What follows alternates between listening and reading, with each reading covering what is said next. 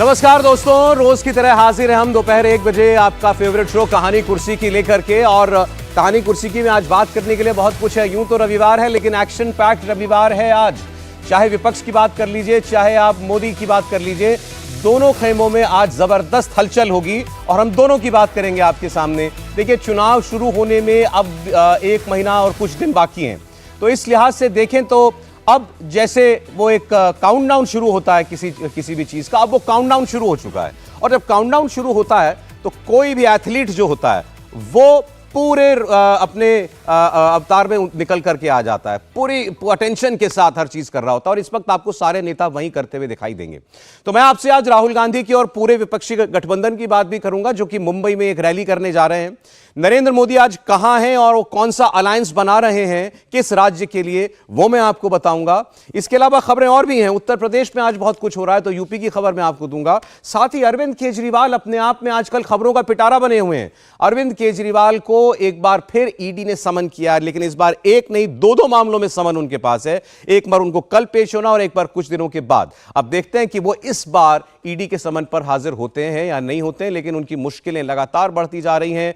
जैसे कि कविता की गिरफ्तारी हुई है बीआरएस से, उसके बाद सब ये कहने लगे हैं कि क्या केजरीवाल का नंबर दूर तो नहीं। पहले आइए हम बात करते हैं राहुल गांधी की, उनकी यात्रा की और इस इंडिया गठबंधन की। मणिपुर से मुंबई न्याय यात्रा निकालते हुए राहुल गांधी पहुंचे हैं अब मुंबई, और वहां उन्होंने सरकार पर एक बार फिर हमला बोला। सरकार न्याय व्यवस्था को लेकर सवाल उठाए और कहा कि 90% लोगों को न्याय नहीं मिल रहा है। और इसके अलावा आपको एक बात और बता दूं मैं, ये शक्ति प्रदर्शन हम क्यों कह रहे हैं। राहुल गांधी ने आज एक पदयात्रा भी निकाली मुंबई पहुंचने पर। यह उनकी यात्रा का आखिरी पड़ाव है। और इसके बाद आज शाम को 5 बजे राहुल गांधी एक सभा करने जा रहे हैं। इस सभा में विपक्ष के जितने तारे सितारे हैं सब आपको मौजूद दिखाई देंगे। मैं नाम भी आपको बता देता हूं इनके। इसमें राहुल गांधी, उनके साथ प्रियंका गांधी वाड्रा, वो तो होंगी ही। फिर अखिलेश यादव होंगे, इसमें विपक्षी खेमे का एक बड़ा चेहरा। बिहार से तेजस्वी यादव आ रहे हैं मुंबई राहुल का मंच शेयर करने के लिए। फारूक अब्दुल्ला कश्मीर से चल करके आ रहे हैं। महाराष्ट्र के दोनों बड़े दिग्गज शरद पवार और उद्धव ठाकरे वो यहां पर मौजूद होंगे। और महाराष्ट्र में अलायंस का हिस्सा कभी अंदर कभी बाहर रहने वाले प्रकाश आंबेडकर उसमें होंगे। लेफ्ट से सीताराम येचुरी और डी राजा, जिनका बड़ा प्रभाव राहुल गांधी पर बताया जाता है, वो दोनों इसमें शामिल होंगे। हेमंत सोरेन की जगह, क्योंकि वो जेल में हैं, तो झारखंड से सीएम चंपई सोरेन होंगे आज की इस रैली में। और अरविंद केजरीवाल अपने ही मामलों में इतने फंस चुके हैं कि वो यहां खुद नहीं आ रहे हैं, लेकिन उन्होंने अपने दूत सौरभ भारद्वाज को जरूर यहां पर शामिल होने के लिए भेजा है। तो पूरा विपक्ष आपको यहां पर साफ दिखाई दे रहा है। और ऐसी कोशिशें कई बार पहले हो चुकी हैं। पिछले चुनाव में बेंगलोर में हुई थी, इस चुनाव में यानी कि 24 के चुनाव को लेकर के आपने देखा है कि कैसे विपक्षी गठबंधन जो है पहले पटना में, फिर बेंगलोर में, उसके बाद फिर दिल्ली, मुंबई में, फिर दिल्ली में, तमाम जगहों पर मिला। हाथ उठाकर वाली तस्वीरें भी आई सब। एक बार वो तस्वीर आपको फिर देखने को मिलेगी। लेकिन अब इसमें कितना जोड़ है इस गठबंधन में, उस पर हम लोग आज बात करेंगे। और इस गठबंधन की क्या ताकत दिखाई दे रही है, कहां ताकत दिखाई दे रही है। और दूसरी तरफ नरेंद्र मोदी का कुनबा है, उसकी हम तुलना करेंगे। तो पहले मैं आपको राहुल गांधी की बात सुनवा देता हूं, आज उन्होंने मुंबई में क्या कहा है। उसके बाद कहानी कुर्सी के मेहमानों से आपको मिलवाएंगे और आज की चर्चा शुरू करेंगे। राहुल गांधी की बात सुनिए। 2-3% लोग हैं इस देश में जिनको न्याय का एक्सेस मिलता है। 2-3%, ज्यादा से ज्यादा 5% लोग हैं। उनके लिए कोर्ट्स काम करते हैं, उनके लिए सरकार काम करती है, सारी इंस्टीट्यूशंस में उनके लिए जगह है। बट अगर हम 90% लोगों को देखें, उनके साथ 24 घंटा अन्याय हो रहा है। 16 लाख करोड़ रुपए 20-25 लोगों का कर्जा माफ हुआ। जीएसटी का पैसा है, जनता का पैसा है, किसानों का पैसा है, मगर किसानों का 1 रुपया माफ नहीं होता है। जब हमने किसान कर्जा माफी की बात उठाई, जब हम सरकार में थे, तो रिस्पांस मिला कि यह ठीक नहीं है, इससे किसान आलसी हो जाएगा।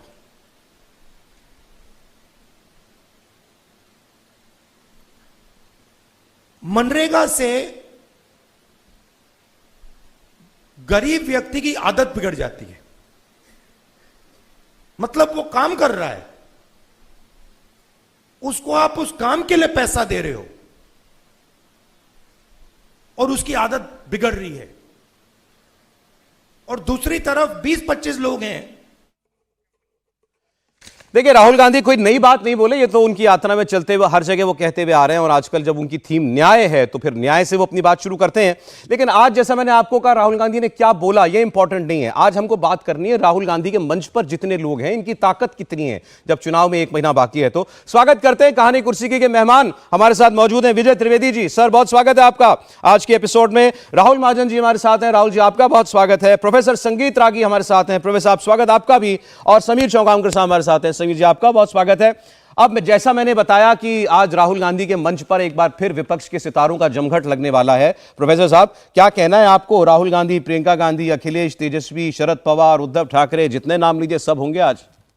देखिए, मुझे लगता है कि एक तेजस्वी को छोड़ दें तो ये सारे पिटे हुए मोहरे हैं, और इन पिटे हुए मोहरों से एक साथ खड़ा होने से कोई अंतर नहीं बहुत ज़्यादा पड़ने वाला है।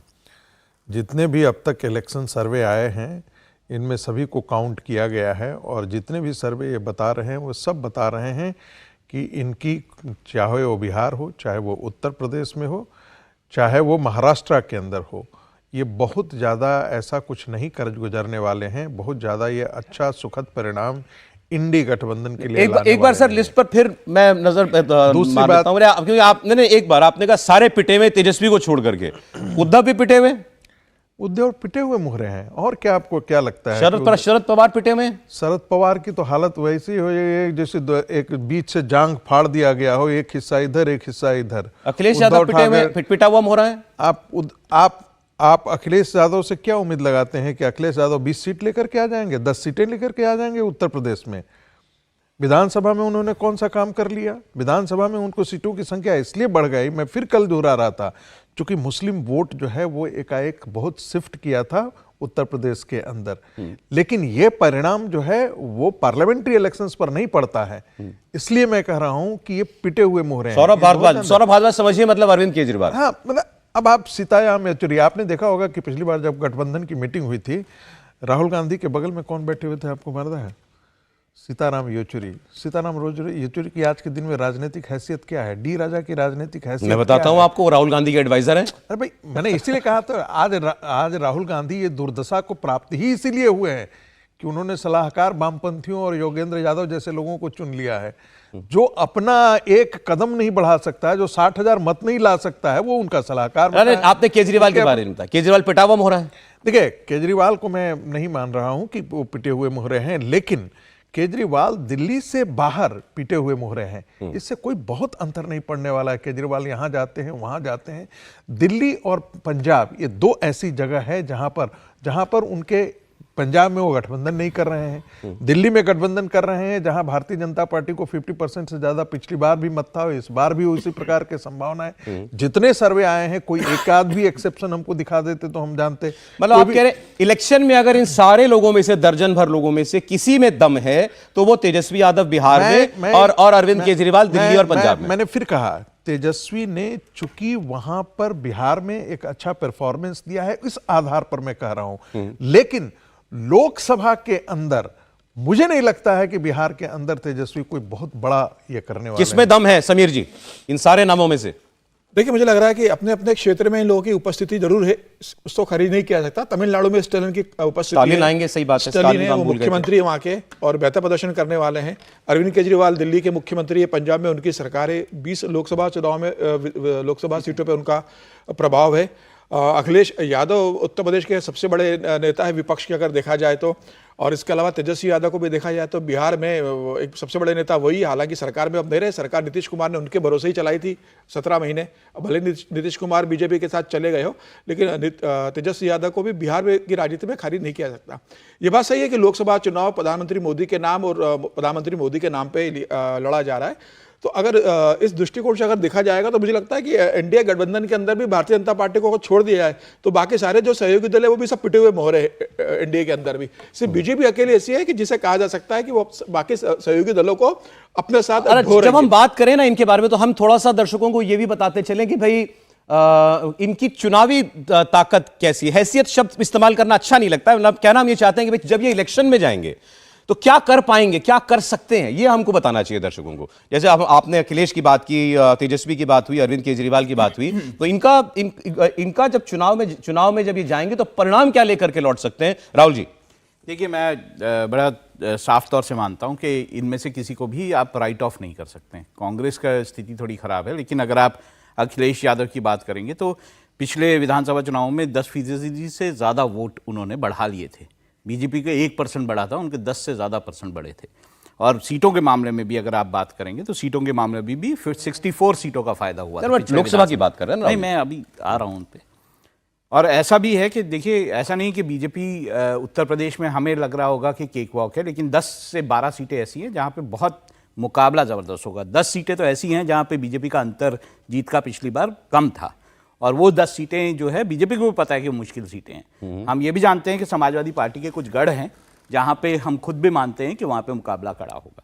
हम तेजस्वी की बात भी करेंगे तो तेजस्वी यादव कोई ऐसा नहीं है कि वो एकदम, जिस तरह से आरजेडी का जो प्रभाव है वहाँ बढ़ रहा है, हमने जिस तरह से तेजस्वी को देखा कि विधानसभा में किस तरह से उनका कंडक्ट था, हम ये भी जानते हैं कि बिहार में आरजेडी के प्रति अभी भी जो सहानुभूति आगे बढ़ रही है या जो विश्वास आगे बढ़ रहा है, हम उसको देख रहे हैं। इस बार जो महाराष्ट्र का चुनाव होगा वो ये तय करेगा उद्धव ठाकरे की ताकत क्या है।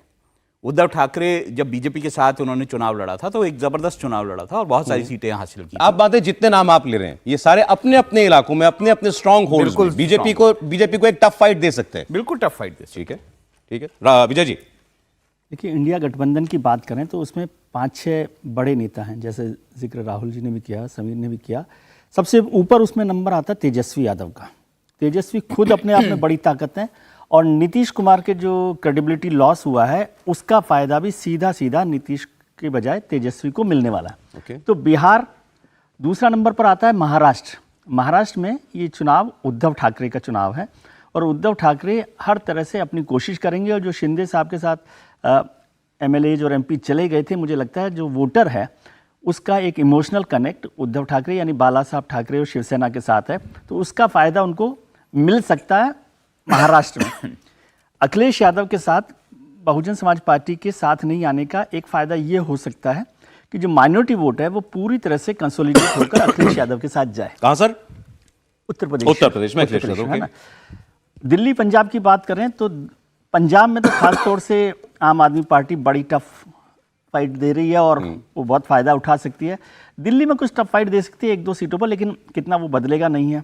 और पंजाब में कोई जीते इन दोनों में से, देखिए वो ऐड तो ऑपोजिशन के टैली में ही होना वहीं पर होने वाला है। स्टालिन का कोई चर्चा करने की बात नहीं, क्योंकि वो अपनी ताकत है ही और वहाँ भारतीय जनता पार्टी। लेकिन स्टालिन के बारे में ये जरूर बात करनी चाहिए कि तमिलनाडु में जो रिजल्ट 2019 में स्टालिन को मिला, जरूरी नहीं है इस बार वो उनको मिले।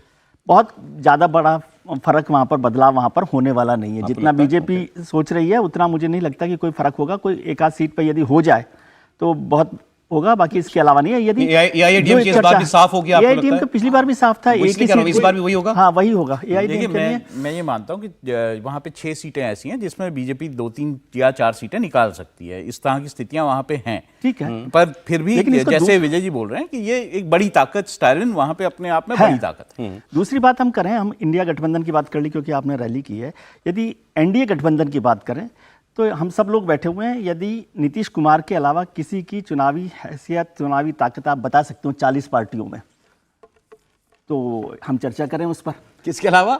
नीतीश कुमार के अलावा इंडिया एनडीए गठबंधन में भारतीय जनता पार्टी तो है ही, भारतीय जनता पार्टी को तो छोड़ दीजिए, उसमें गठबंधन, ये बात आपकी बिल्कुल सही है। नीतीश कुमार के अलावा किसी की कोई चुनावी ताकत है क्या? 100% सहमत आपसे, लेकिन उनको जरूरत भी नहीं है। उनको जरूरत भी नहीं है। मैं कह रहा हूं 38 पार्टियों में से 25 पार्टियों की तो हम नाम भी नहीं जानते। सर मैं अच्छा, इसी सब आपने जो कहा, मैं काउंटर क्वेश्चन करता हूं। सर मैं प्रसाद एक सेकंड में, ये आपने कहा कि एनडीए के खेमे में नरेंद्र मोदी के बाद नीतीश कुमार को छोड़ दें तो वो जो 32-34 जितनी भी पार्टियां हैं, किसकी क्या हैसियत है? मैं सहमत हूं आपसे, लेकिन मैं, हालांकि उसमें अब साउथ के कुछ नाम आ गए हैं, फिर भी मुझे ये बताइए, ये जितने लोग इस वक्त आज राहुल गांधी के मंच पर दिखाई दे रहे हैं, क्या ये मिलकर भी, सारे मिलकर भी उधर के एक आदमी नरेंद्र मोदी की ताकत के आसपास पहुंच रहे हैं क्या? नहीं, बिल्कुल नहीं। वो इसीलिए मैंने कहा कि उनको जरूरत नहीं है। उनको जरूरत ही नहीं। मैं तो हमेशा ही कहा कि एनडीए गठबंधन का केवल वो नाम के लिए गठबंधन है। वो बीजेपी और वहां पर ये बात बार बार मैं करता हूं कि ममता बनर्जी को 252 सीटों के लिए, 250 सीटों के लिए गठबंधन की जरूरत है। अखिलेश जो अरविंद केजरीवाल साहब है, उनको 271 सीटों के लिए गठबंधन की जरूरत है। कांग्रेस पार्टी को 230 सीटों के लिए गठबंधन की जरूरत, 225 सीटों के लिए गठबंधन की जरूरत। आप इनकी मुझे NDA को किसी भी गठबंधन की जरूरत नहीं है 272 इनकी मुझे कंबाइंड स्ट्रेंथ बताएं ना सर, ये जितने लोग आज राहुल गांधी की रैली में होंगे, इनकी सामूहिक ताकत क्या है? मैं कह रहा हूं बिहार में तेजस्वी, यूपी में अखिलेश, कश्मीर से लेकर के महाराष्ट्र में शरद पवार, उद्धव ठाकरे, कितनी सीटें ला सकते हैं? उद्धव और तेजस्वी दोनों लोग महाराष्ट्र और बिहार में भारतीय जनता पार्टी का जो एनडीए का जो टैली है उसको काफी हद तक डेंट कर। प्रोफेसर साहब कुछ कह रहे थे पहले जी। देखिए, आपने प्रश्न पूछा ना कि ये सारे मिल भी जाएं तो कितना दूर तक जाते हैं। ये सारे मिल भी जाएं तो 100-125 सीटों के आसपास टिके रहते हैं। कांग्रेस मिला के, मैं कांग्रेस मिला करके मैं कह रहा हूं 125 सीटें जाएंगी, इससे ज्यादा नहीं जाने वाला है। एक दूसरी बात, जैसे कोई मॉल बड़ा होता है ना, तो उसमें एक एंकर शॉप होता है जो पूरे उस मॉल को चलाता है, बाकी छोटे छोटे ब्रांड होते हैं। भारतीय जनता पार्टी 272 से पार अकेले है, अपने दम पर है।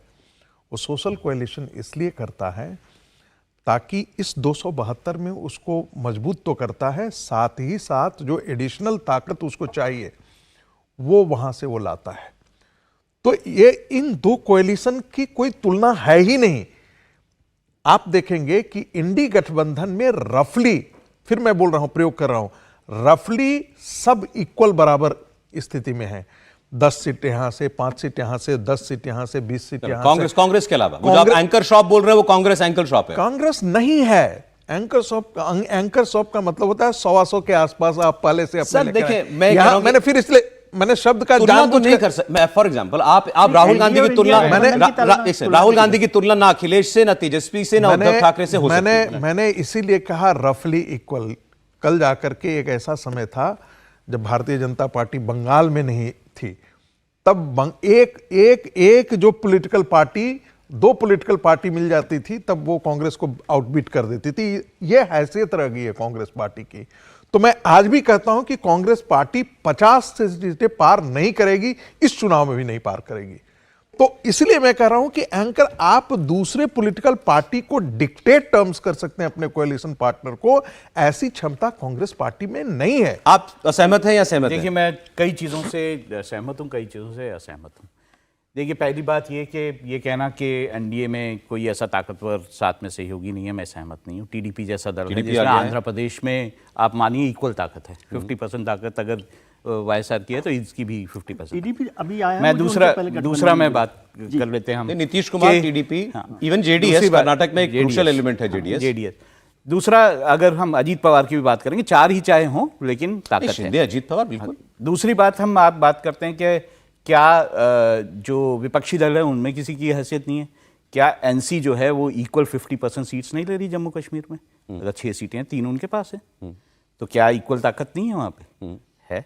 तो ऐसा राइट ऑफ कर देना कि उनकी ताकत कम है, इनकी ताकत ज्यादा है, ताकत अलग अलग। सर जब अच्छा ऐसे तुलना करेंगे अगर आप, तो फिर अगर आप बता रहे हैं मुझे कि नेशनल कॉन्फ्रेंस की ताकत 3 सीटें लाने की है, तो मैं कहूंगा टीडीपी की ताकत आज की तारीख में 15 सीटें लाने की है। कंपैरिजन नहीं है। मैं बोल रहा हूँ अलग अलग दलों का अलग अलग है।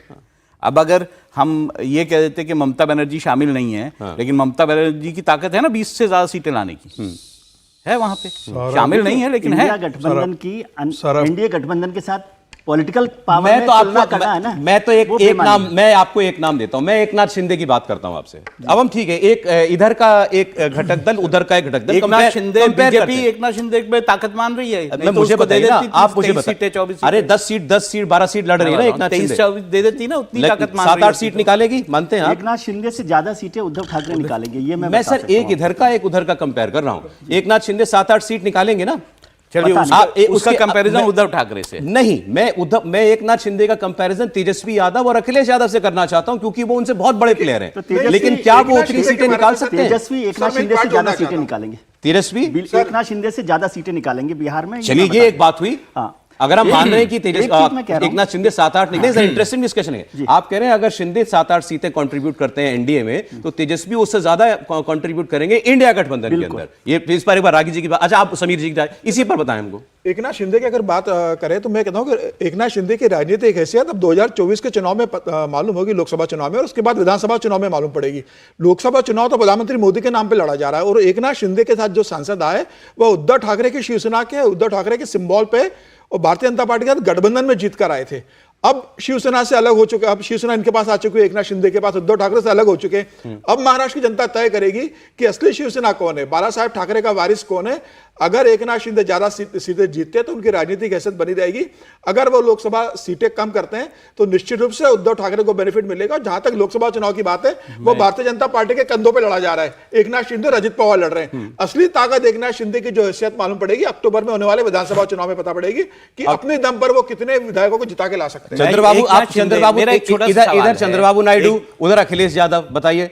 अखिलेश यादव बड़े नेता है ना चंद्रबाबू नायडू से। इसमें एकनाथ शिंदे बड़े- पे एक बड़े- सवाल बड़े स्टेट पूछना के- चाहता था कि क्या एकनाथ शिंदे जो है शिवसेना में बाला साहब ठाकरे के नाम पे वोट मांगेंगे या किसी और के किसी के नाम पे भी मांगे। बाला साहब मैं कह रहा हूं, ठाकरे सीट के अगर कितनी लाएंगे? वोट इससे कोई फर्क नहीं पड़ता। सीट कितनी लाएंगे ये मैं बताइए। बोल रहा हूं, अगर उसके नाम पे वोट मांगेंगे तो इसका मतलब तो ये है कि वो उद्धव ठाकरे से अलग नहीं मतलब अरे नहीं उसको नहीं नहीं- नहीं नहीं नहीं इससे नहीं मैटर नहीं नहीं करता सर। नहीं नहीं आज अब हम चुनाव में दाखिल हो चुके हैं, अब तो सीट कौन ला रहा है ये बताइए। सौरभ जी, महत्वपूर्ण बात यह है कि आप अब एक वंश के नाम पर सीट मांग रहे हैं। ये तर्क तो बड़ा मतलब अजीब सा तर्क है।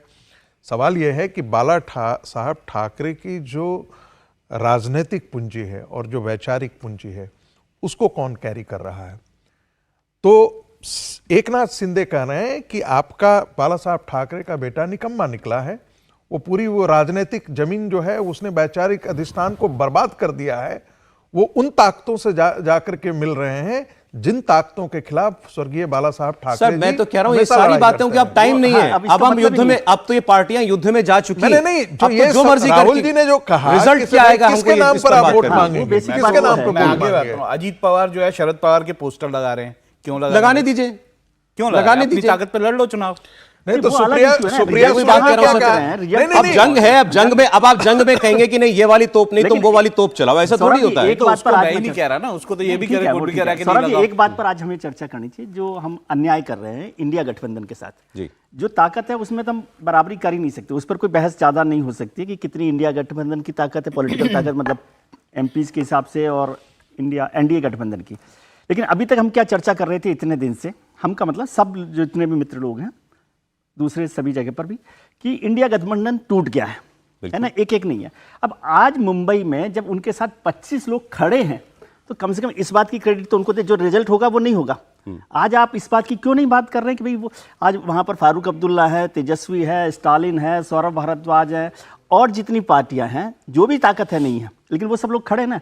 कल तक नहीं खड़े थे, तब आप कह रहे थे ये तो साथ ही नहीं है। आज नहीं, जब हमने साथ कब- खड़े हैं, ये जितने नहीं तो खड़े हैं, ये ignore पहले मत भी कीजिए। खड़े थे, हमने नहीं, इससे कभी ignore नहीं मत इनकार किया। कीजिए, उन्हें ये अन्याय है उनके साथ। बिल्कुल इग्नोर नहीं कर रहे सर, हम देखिए, तो और हम तो इनफैक्ट उनको सीरियसली लेते हुए ये डिस्कस कर रहे हैं कि इनकी चुनावी ताकत कितनी है। हम तो चुनावी ये ताकत मानते कुल हैं मिलाकर ना, नहीं है। ये तो सभी मान वो रहे हैं तो कि उसमें देखिए, कोई बात ही नहीं है। ये उस तो पर सभी कोई- मान रहे हैं कि जो ये चुनाव है इसमें नरेंद्र मोदी सबसे सशक्त और सबसे बड़े नेता सामने हैं। ये भी सभी मानते हैं कि बीजेपी जो है इसमें BJP एडवांटेज versus में all है, है। बीजेपी versus- एडवांटेज पे। ये भी मानते हैं कि बीजेपी इस चुनाव को जीतने जा रही है। सर, ब्रेक लेकिन लेना हम पड़ेगा। अगर ये मैं कह एक देंगे छोटा कि सा दूसरे लाइन लोग दे बहुत नाकारा हो short है गए, सर, वो ब्रेक शायद का टाइम है। बात यहीं से शुरू हुई है किसी के, मैंने कहा पिटे हुए मुहरे हैं।